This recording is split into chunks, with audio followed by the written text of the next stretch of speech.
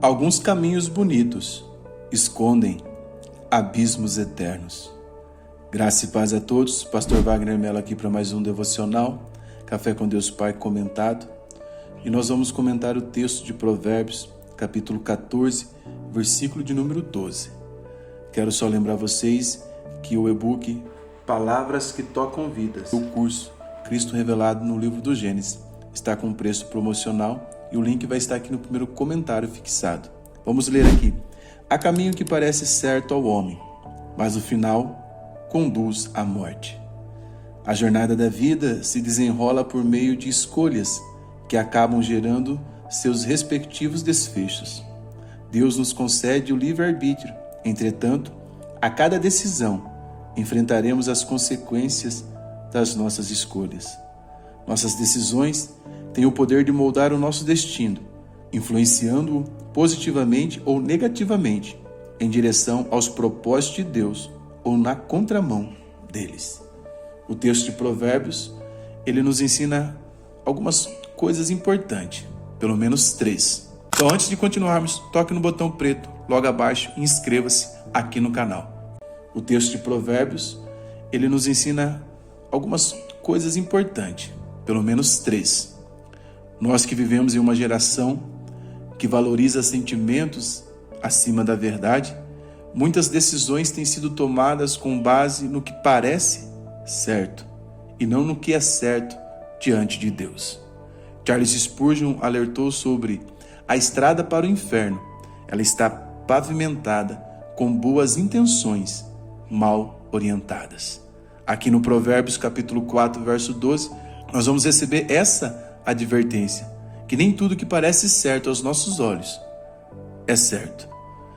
Esse texto é um chamado ao discernimento, à submissão e à dependência da soberania divina.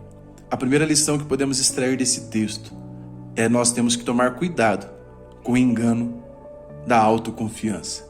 Muitos caminhos nos parecem bons porque estamos confiando em nossos próprios sentimentos e raciocínios. A fé verdadeira, ela começa quando cessamos de confiar em nós mesmos e descansamos inteiramente na direção de Deus. O problema não está apenas nas más intenções, mas nas boas intenções, fora da vontade de Deus. Isso é muito sério.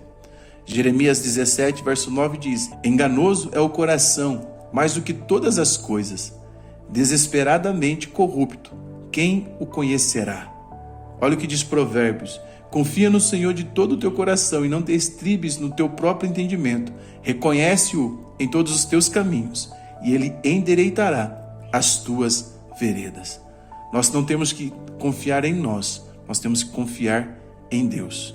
Porque, como dissemos, o problema não está apenas nas más intenções, mas nas boas intenções, fora da vontade de Deus. Um exemplo disso é quando o rei Saul resolveu sacrificar, ao invés de obedecer às ordenanças que tinha recebido de Deus através do profeta Samuel. Mas nós vamos ter aqui uma segunda lição, que esse provérbio está nos falando que existe fim, que vai nos conduzir à morte. John Piper disse que o pecado nos prometeu vida, mas ele nos enganou, porque ele entregou morte. O pecado sempre nos levará para mais longe do que você quer ir, te manterá lá por mais tempo do que você quer ficar e te custará mais caro do que você quer pagar. Romanos 6:23 diz: porque o salário do pecado é a morte. Mateus diz que larga é a porta e espaçoso o caminho que conduz à perdição, e apertado é o caminho que leva à vida eterna. Aqui nós temos que entender que decisões sem direção divina nos conduzem gradualmente, preste atenção, gradualmente, à morte espiritual. O inimigo disfarça a destruição com aparência de liberdade e prazer. Nós precisamos então de discernimento espiritual para ver além das aparências. Lembro de um testemunho de um irmão que foi acampar no meio a um bosque e de repente a sua filha voltou com muitas flores bonitas. Quando ela pegou ele pela mão e levou para ver aonde ela tinha apanhado aquelas flores, a 1 metro das flores havia um grande penhasco. Existem lugares bonitos que estão escondendo grandes perigos. É por isso que nós, como cristãos, nós temos que ter sabedoria para escolher as nossas amizades, com quem andamos, com quem falamos, com quem nos permitimos nos assentarmos à mesa. Porque nenhum encontro é sem consequência. Todo encontro, ele gera em nós algo de positivo ou de negativo. Porque quando nos encontramos, você leva algo de mim e eu levo algo de você. Por exemplo, nós nos encontramos aqui diariamente nos devocionais. Enquanto eu falo, eu estou compartilhando algo de mim para você. Quando vocês comentam aqui nos comentários, eu tenho acesso ao que vocês estão lendo, vocês estão compartilhando algo de vocês para mim. Essa troca, ela pode nos engrandecer ou ela pode nos empobrecer, dependendo qual é o critério, qual é o nível de troca que está tendo. Se for pessoas fontes, ela se enriquece. Agora, se for pessoas vazias, a Bíblia diz que o coração fala, a boca fala do que o coração está cheio. Então, nós temos que entender que existem caminhos que podem estar nos conduzindo à morte.